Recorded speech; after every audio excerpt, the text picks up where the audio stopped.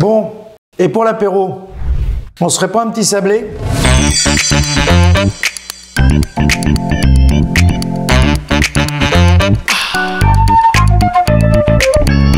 Des sablés pour l'apéro. Ça, c'est une idée. Sablé aux anchois et aux olives. J'ai pris 2 couleurs d'olives. Pour faire un bon sablé, on va commencer par 180 g de farine et 70 g de beurre. On va sabler la pâte, puisque c'est comme une pâte, hein. C'est une pâte sablée. On va faire typiquement une pâte comme si on préparait une pâte pour faire une quiche ou une tarte. À la différence, c'est qu'on va l'agrémenter cette pâte pour qu'on puisse manger la pâte seule, un peu salée. Voilà. Alors j'ai pris du beurre que j'ai sorti de mon réfrigérateur pour qu'il soit bien ferme, parce que sinon vous n'allez pas avoir un beau sablage. On va sabler, c'est-à-dire incorporer le beurre pour que, en fin de compte, ça fasse pas de boule, mais plutôt du sable fin. C'est parti. J'ai retroussé les manches, on y va. Voilà, j'écrase le beurre. Ça fait des feuilles qui s'englobent dans la farine et ensuite, hop, ça va partir en sable, tout simplement. Allez, on y va. Alors ça, c'est bien parce que vous voyez, ça remplace les petits gâteaux secs. Ça fait un petit changement. Après, vous pouvez agrémenter ça avec autre chose que des olives, mais surtout pas de produits trop humides.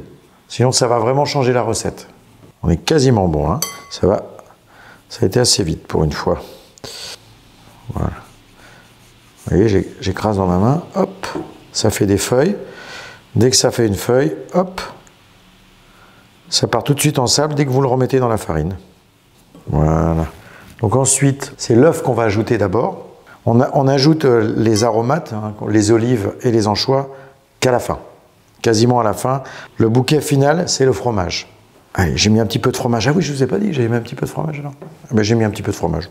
Je trouve que c'est sympa l'apéro pour le fromage. Je suis marié, j'ai fait le 3 en 1. Voilà, sablé, ça y est, c'est fait. On va ajouter un œuf. C'est parti. Et là, ça va faire une pâte tout de suite.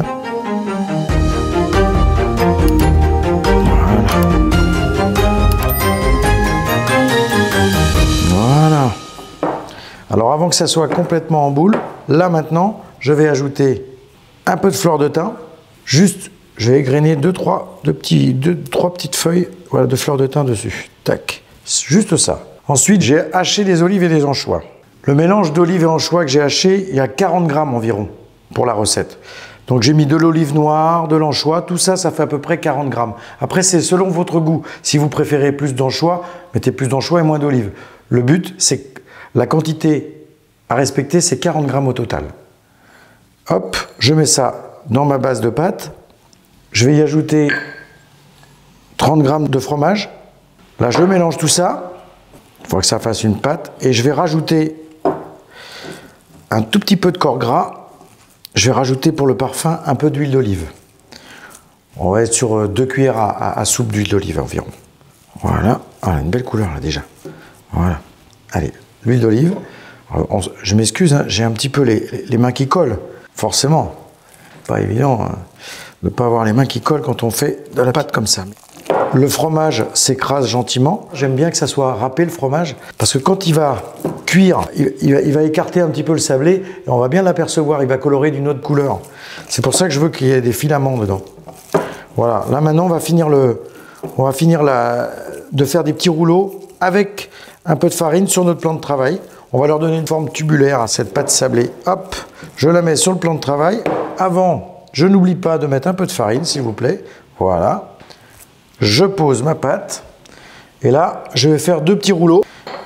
Alors, je regarde que tout soit bien incorporé, que j'ai bien les olives partout. Voilà.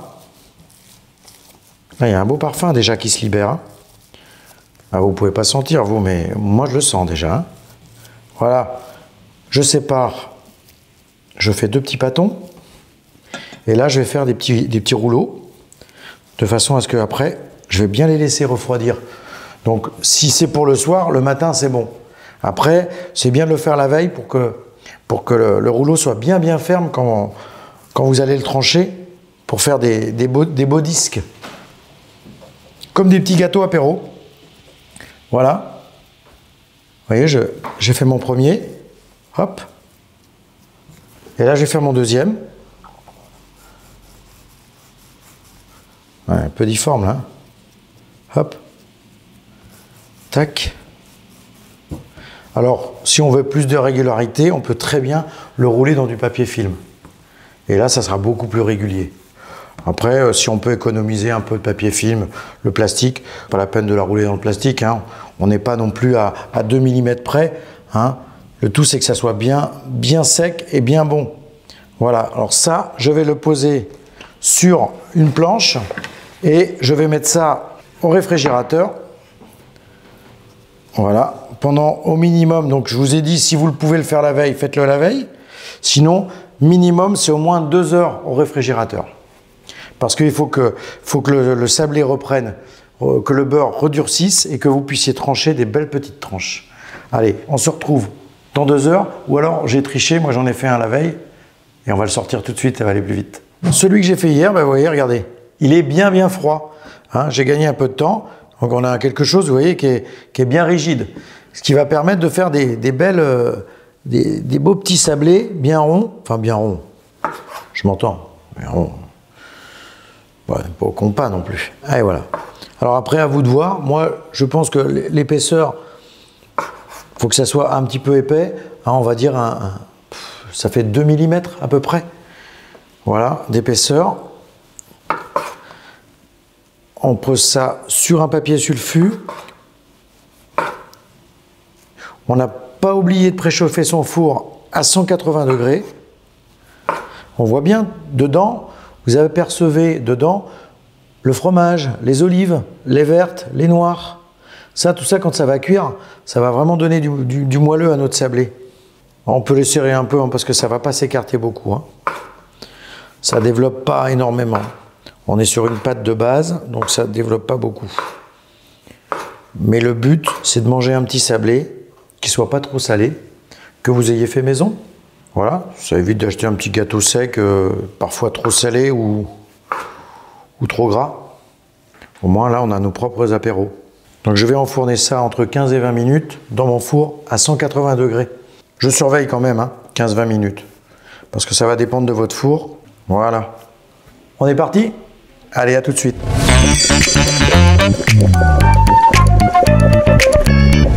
Hop, et voilà mes petits sablés. Je vais laisser refroidir ça un petit peu de temps, on va dire 10 minutes. Parce que vous voyez voir, ils sont encore un petit peu souples. Et au bout de 10 minutes, ils vont bien se refroidir et ils vont être bien croquants. Et on peut ajouter, pour le fun, parce que souvent, à l'apéro, ce qui est bien, c'est d'avoir un petit peu de sel quand même. C'est sympa. On peut rajouter un petit peu de sel dessus, un petit peu de sel fin ou de fleur de sel, juste à la minute comme ça. Voilà, ça va vraiment donner ce petit aspect gâteau apéritif qu'on pourrait trouver.